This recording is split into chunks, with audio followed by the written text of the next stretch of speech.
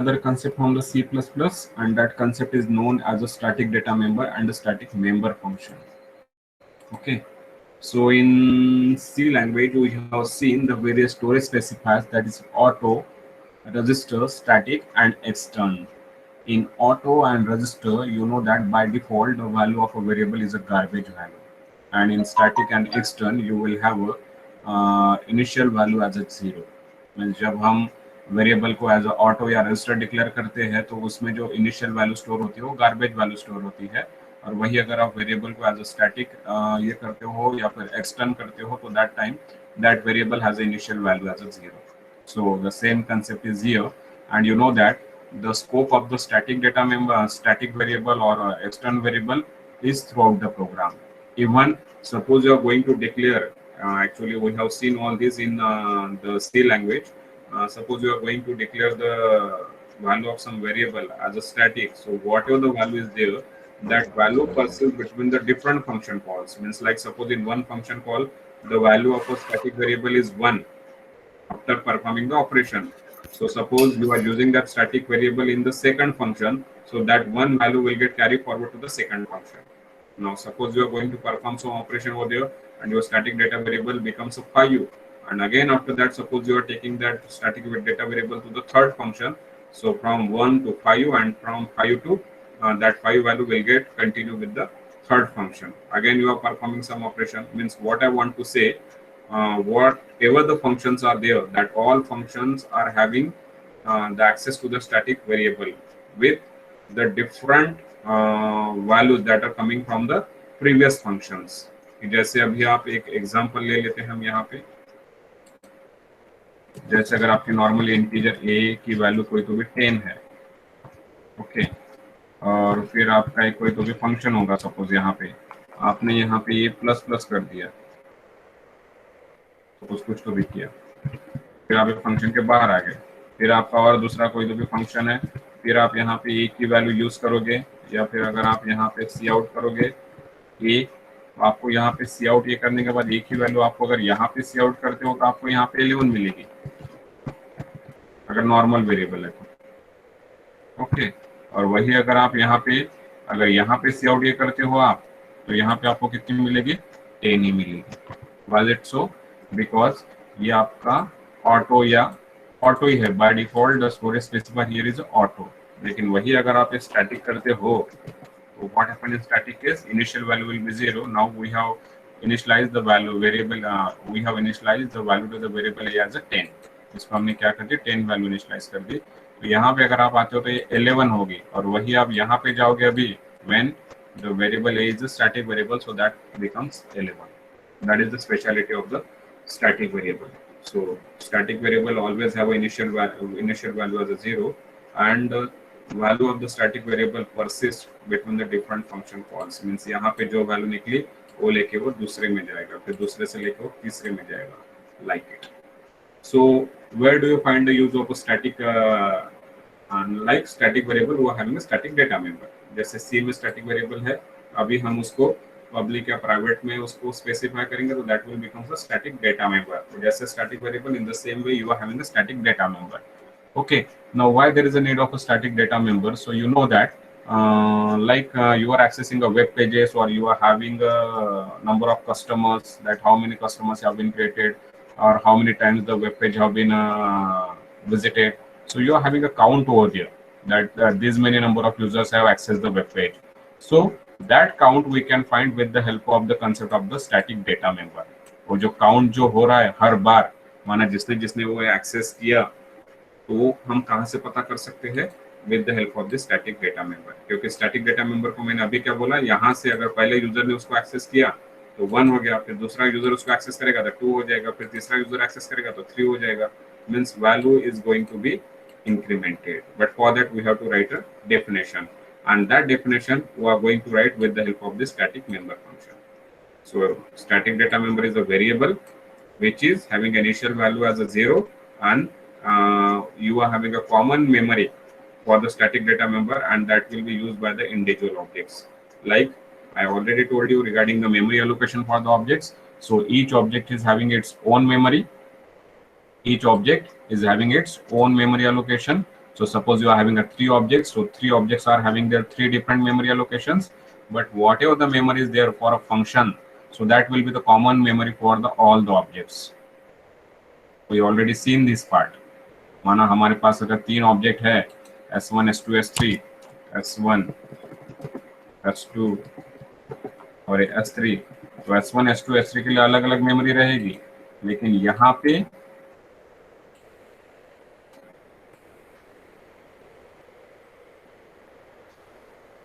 अब यहाँ पे जो है ये this is the function,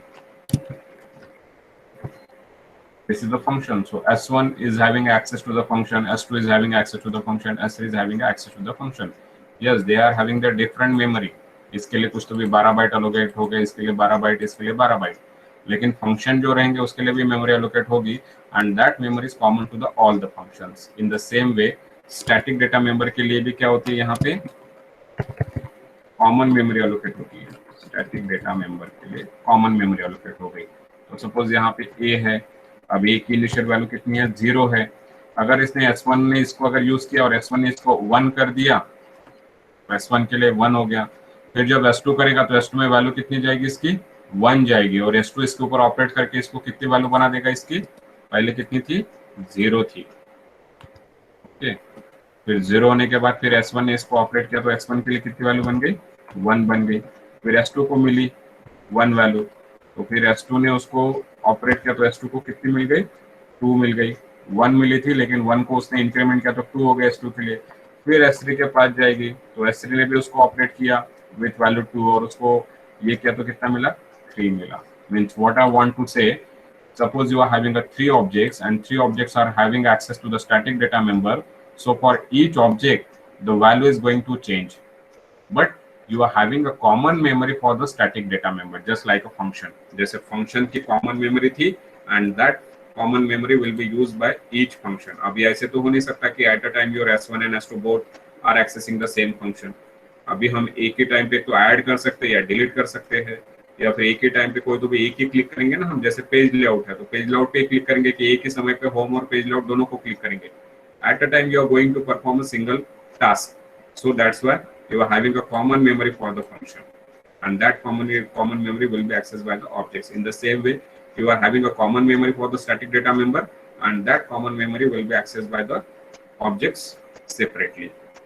And whatever the change is coming over there, that change will get reflected with the static data member. अगर आपका normal data member है तो उसके लिए वो change reflect नहीं होगा, क्योंकि normal data member तो आपका S1, S2, S3 के साथ ही combined है. तो स्टैटिक डेटा मेंबर के लिए अलग से मेमोरी एलोकेट होती है, and that will be the common memory for all the objects. अब मैंने ये भी बताया कि S1 ने अगर कुछ मैनिपुलेशन किया ए के साथ तो वो वाला वैल्यू यहाँ पर स्टोर होगा. फिर S2 कुछ मैनिपुलेट करता है तो वो वाला वैल्यू यहाँ पर स्टोर होगा. फिर जो वैल्यू स्टोर हुआ वही S3 को मिलेगा. अगर S3 उसको एक्सेस करना चाहता है तो S3 कुछ मैनिपुलेशन करेगा and that value will come over here. So let's see the static data member. So definition of a static data member: members which are associated with the class itself. What is the definition? Members which are associated with the class itself rather than the individual objects. So I told you these are the members, static data member that is associated with the class but not with the object, because it is having a common memory. It is having a common memory, so it is not associated with the object but it is associated with the class only. That are called as the static members. A data member of a class can be made static. Whatever the data member is there in the class, so that can be made static. So any data member, suppose you want, that completely depends upon the problem definition, that what that which data member you want to make as a static. That depends upon the problem definition that will be given to you, that make this. But most probably, suppose you are having a count in your program that you have to make, you have to find out the count. So that count we are going to make it as a static, because the value of count will get changed with respect to objects. Okay, a static variable is initialized to 0 when the object are created. That I told you, that its initial value is always 0.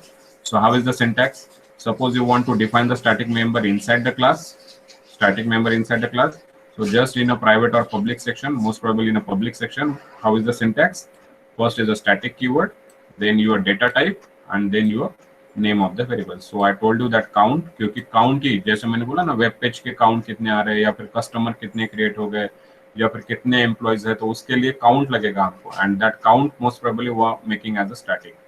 Okay, क्योंकि जितने बार object, suppose हमारे कोई तो भी class है उसमें students है 60, तो जैसे पहला ऑब्जेक्ट क्रिएट हो गया, S1 हो गया क्रिएट, फिर S2 हो गया, तो S1 के लिए काउंट की वैल्यू 1 होगी, S2 के लिए काउंट की वैल्यू 2 हो गई, S3 के लिए काउंट की वैल्यू 3 होगी।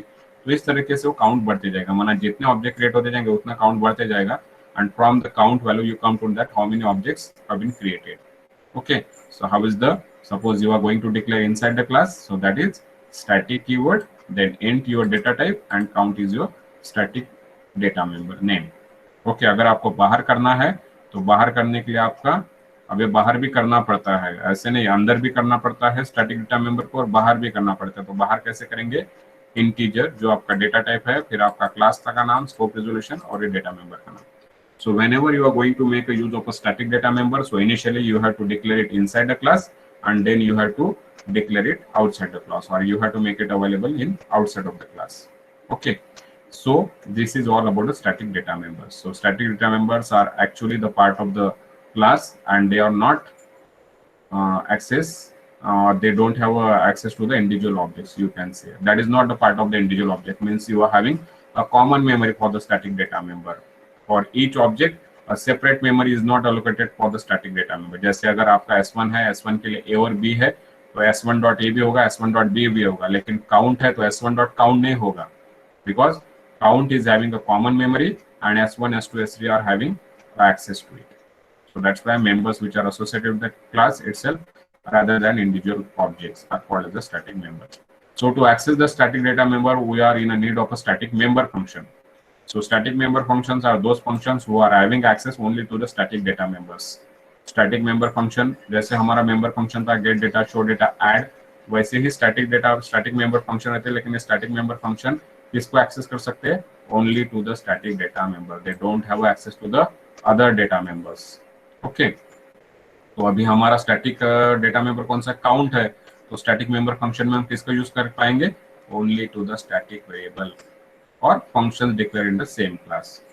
ओके, तो static member function will have access only to the static data member. तो कौन सा स्टैटिक डेटा मेंबर? काउंट को ही एक्सेस कर पाएंगे with the help of static member function. Okay, या फिर कोई और भी उसमें फंक्शन होंगे तो उसको भी एक्सेस कर सकते हैं।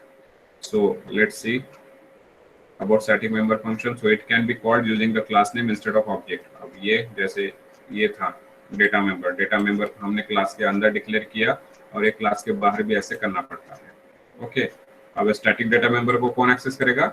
स्टैटिक मेंबर फंक्शन एक्सेस करेगा, but static member function do not,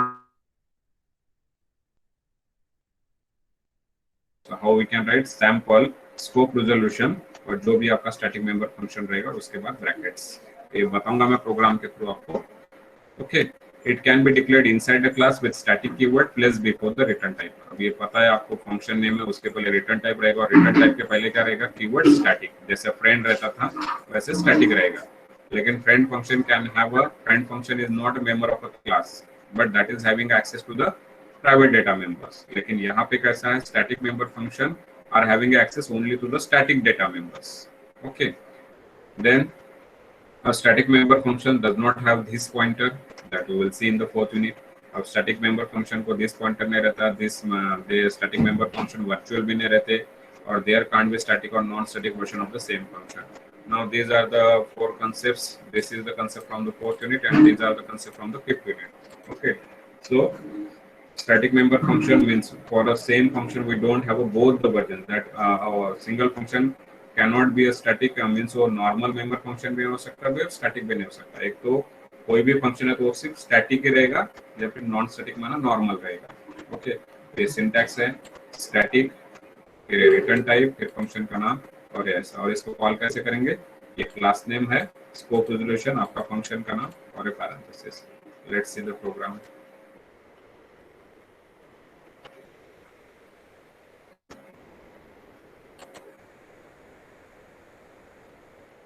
So very simple program. Show the use of static member function. So you can check here. Class bank करके हमने लिया, अब ये यहाँ पे नेम ऑफ बैंक मैंने बना दिया स्टैटिक। और रेट ऑफ इंटरेस्ट को भी स्टैटिक कर दिया और इंटीजर बैलेंस। ठीक है, नेम ऑफ बैंक भी क्या है, स्टैटिक ही बनाया, और ये रेट ऑफ इंटरेस्ट भी क्या बनाया, स्टैटिक ही बनाया, और बैलेंस। अब ये दोनों क्या है, स्टैटिक है, तो इनको एक्सेस भी कौन करेगा, स्टैटिक मेंबर फंक्शन ही करेगा। और ये बैलेंस हमारा सादा डेटा मेंबर। फिर ये वाइड सेट बैलेंस करके है ये। Okay, so enter your current balance, तो वो बैलेंस हमने डाल दिया यहाँ पे। फिर ये मेंबर फंक्शन है हमारा स्टैटिक वाला जो मैंने बोला था, तो पता है आपको कि भाई मेंबर फंक्शन है तो उसके सामने क्या लगाएंगे, स्टैटिक लगाएंगे। ओके, तो ये सेट बैलेंस करके एक फंक्शन हो गया। उस बैलेंस को रीड करने के लिए जो भी आपका बैलेंस रहेगा, एंटर योर करंट बैलेंस। फिर ये बैंक का नाम सेट करने के लिए जो भी आपको करना है, तो ये स्टैटिक फंक्शन कर दिया।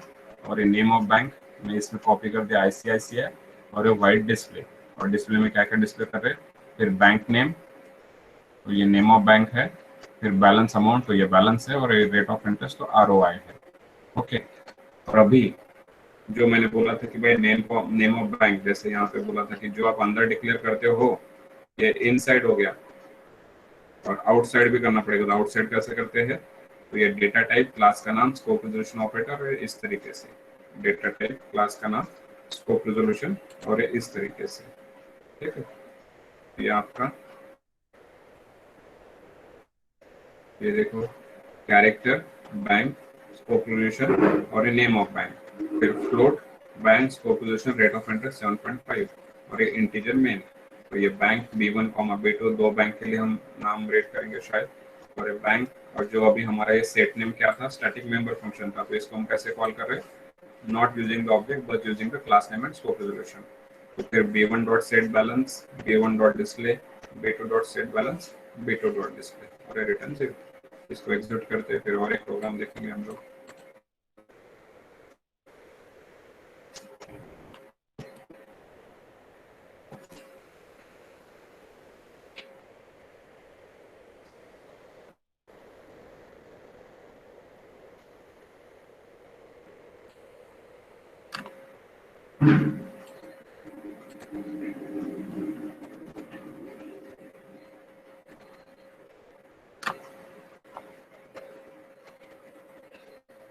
नॉर्मल था, इसमें काउंट वगैरह यूज नहीं किया, काउंट यूज करके नेक्स्ट प्रोग्राम में बताता हूँ। ओके, स्ट्रिंग डॉट्स करना पड़ेगा यहाँ पे।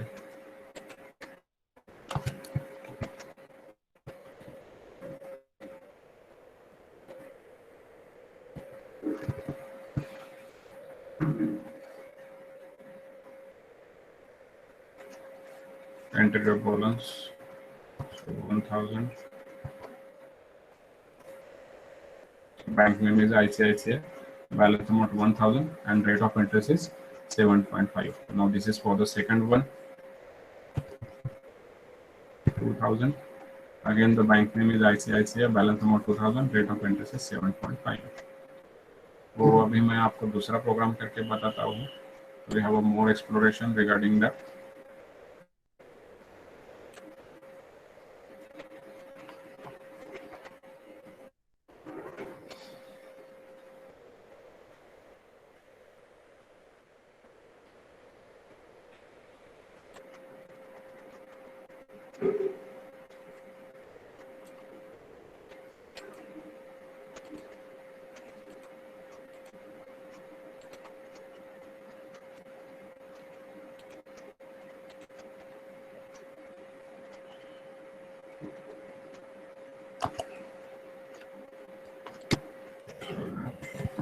Include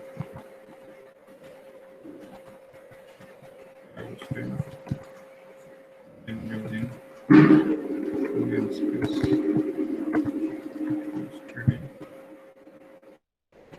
as sample। यहाँ पे मुझे क्या क्या लेना है, एक नंबर ले लेते हैं, सपोज इंटीजर n, और फिर पब्लिक में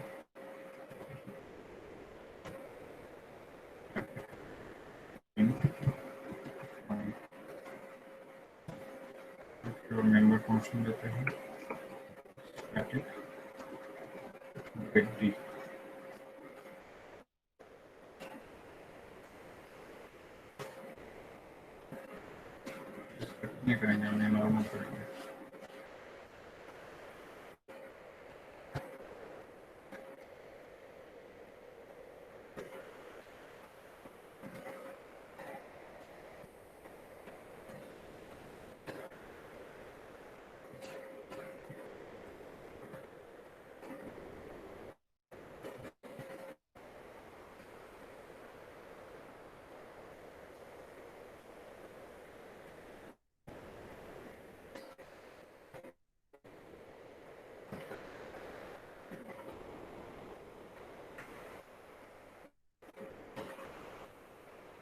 पे करते हैं स्टैटिक फंक्शन, और यहाँ पे गेट इन करता हूँ।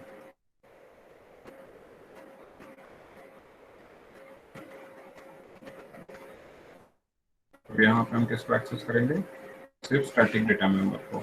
स्टैटिक डेटा मेंबर हम बना काउंट यहाँ पे प्लस प्लस कर देंगे, माना जितना जितना ऑब्जेक्ट आते जाएगा इसको एक्सेस करेगा तो उसका काउंट बढ़ेगा। और शो डेटा फंक्शन भी हम स्टैटिक ही करेंगे।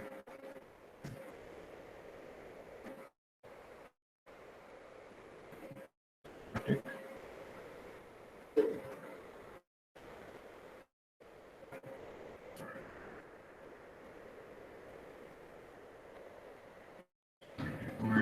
शो डेटा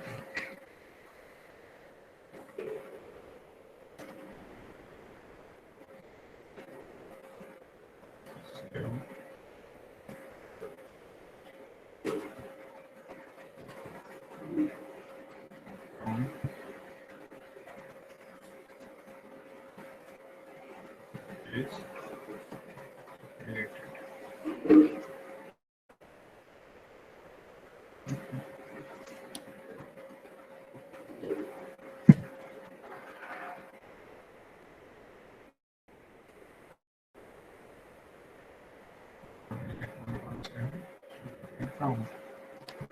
इन ये हमारा बाहर में डिक्लेयर कर रहे हैं हम लोग स्टैटिक डेटा मेंबर का, हमारा मेन। अब ये बाहर क्यों कर रहे हैं, that is the syntax given by the developer itself। So sample s1 comma s2 comma s1 dot get data। इसकी कुछ जरूरत नहीं थी, अगर लेना है तो ले सकते हो, नहीं तो कोई जरूरत नहीं है गेट डेटा वगैरह की। मैंने सिर्फ वैल्यूएट करने की भी जरूरत नहीं वैसे।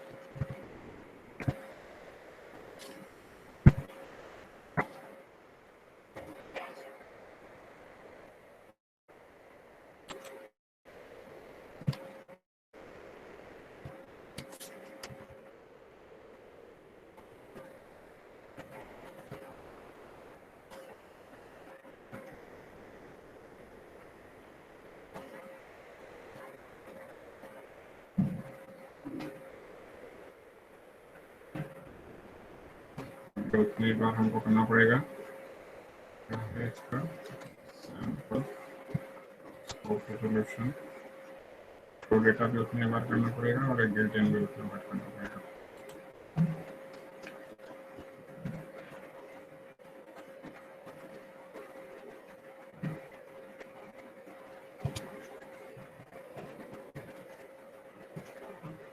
इसका आउटपुट थोड़ा अलग आएगा और नेक्स्ट प्रोग्राम का अलग आउटपुट अलग आएगा। मैं बताता हूँ कैसे अलग अलग आएगा।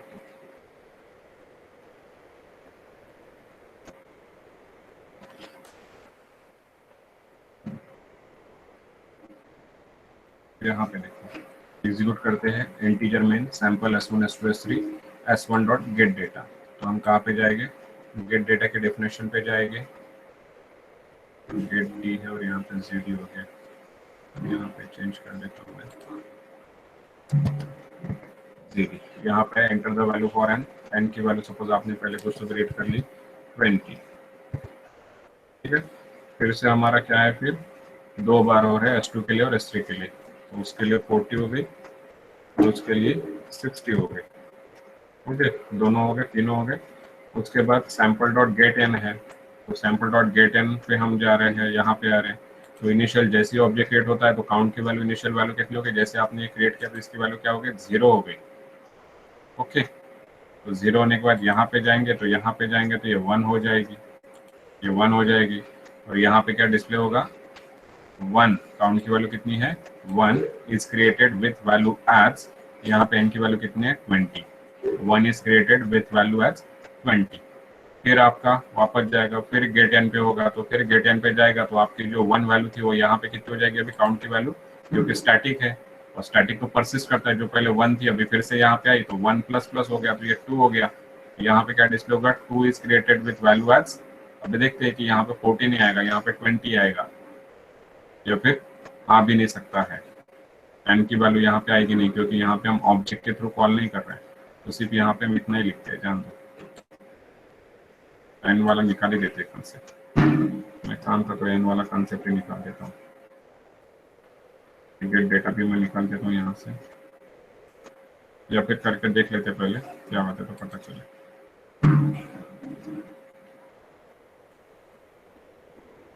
डॉट लगेगा, बोलते सैम्पल डॉट, हाँ बराबर है। यहाँ पे स्कोप शो डेटा, क्योंकि शो डेटा फंक्शन को भी हमने क्या बनाया, स्टैटिक बनाया है।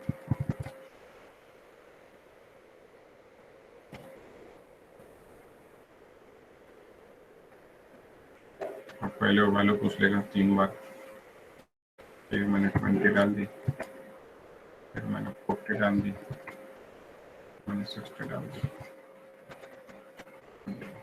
1 is created, 2 is created, 3 is created. ये कैसे हुआ? अब n की वैल्यू अगर वहां पे रखते थे आप, तो n तो डिस्प्ले नहीं करता था, या फिर वो भी करके देख लेते हैं।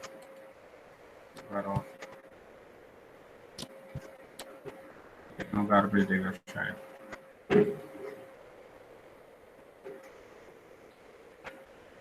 Note integer n show data में एक्सेसिबल नहीं रहेगा, क्योंकि आपको पता है कि स्टैटिक डेटा मेमोरी किसको एक्सेस करता है, स्टैटिक मेंबर फंक्शन किसको एक्सेस करता है, ओनली स्टैटिक डेटा मेंबर। तो इसलिए हम यहाँ पे ये n भी यूज नहीं कर सकते, that is against the rule.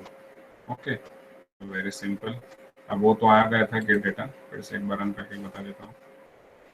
तो यहाँ पे ये 10, फिर आपका 20, फिर आपका 30। तो इसका कुछ मतलब ही नहीं था इस प्रोग्राम में। हम देखो क्या आ गया आउटपुट। अभी किस तरीके से हुआ, गेट n हुआ तो आपको पता है काउंट की इनिशियल वैल्यू 0 हो गई, गेट n पे गया तो यहाँ पे काउंट की वैल्यू कितनी हो गई, 1 हो गई। ओके, 1 होके फिर से यहाँ पे आया तो शो डेटा कॉल हुआ, तो शो डेटा पे 1 इज क्रिएटेड शो हुआ। फिर ये यहाँ से गया तो 1 वैल्यू फिर से वहीं पे गई, और एक यहाँ पे 1 वैल्यू आई, और काउंट की वैल्यू कितनी हो गई अभी, means value persist between the different function calls. Means पहले 0 थी, 0 आई, 1 हुई, फिर शो डेटा के थ्रू 1 इज क्रिएटेड डिस्प्ले हुआ, फिर से यहाँ पे गया तो 1 वैल्यू परसिस्ट हुई, 1 की वैल्यू 2 हुई, फिर शो डेटा हुआ तो 2 इज क्रिएटेड हुआ, फिर यहाँ पे गया वैल्यू परसिस्ट हुई, 2 वैल्यू यहाँ पे आई, वैल्यू गेट इंक्रीमेंटेड 3 हुआ, फिर से शो डेटा पे गया, 3 इज क्रिएटेड, लाइक दिस। ये आपका एक प्रोग्राम हो सकता है। अब मैं इसमें से ये कुछ भी काम की जो चीज़ें वो निकाल ही देता हूँ, यहाँ पे जरूरत ही नहीं है इसकी। एक बार मैं काम करता है, इसको डिलीट मार देता हूँ, इसको करके देखता हूँ।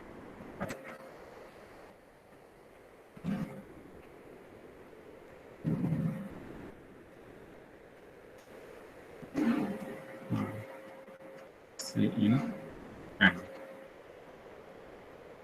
अच्छा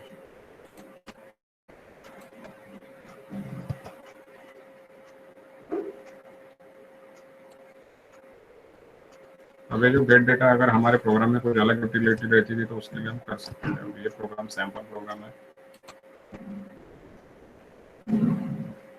1 is created, 2 is created, 3 is created. So static data member could be given inside the public or inside the private, no problem. इसका आउटपुट देखो कैसे आया। अब मैं इसमें थोड़ा वेरिएशन लूंगा, ये पहले मैं कॉपी कर लेता हूँ।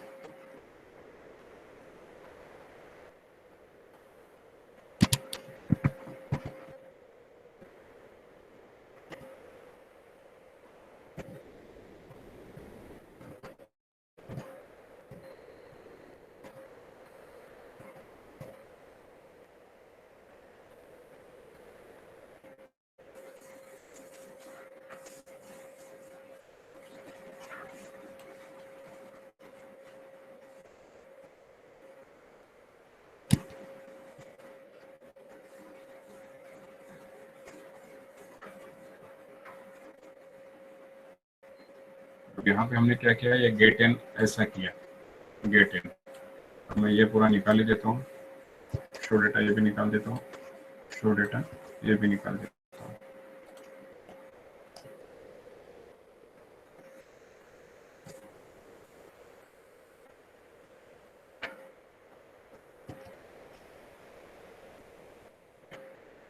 यहाँ पे क्या हो गया,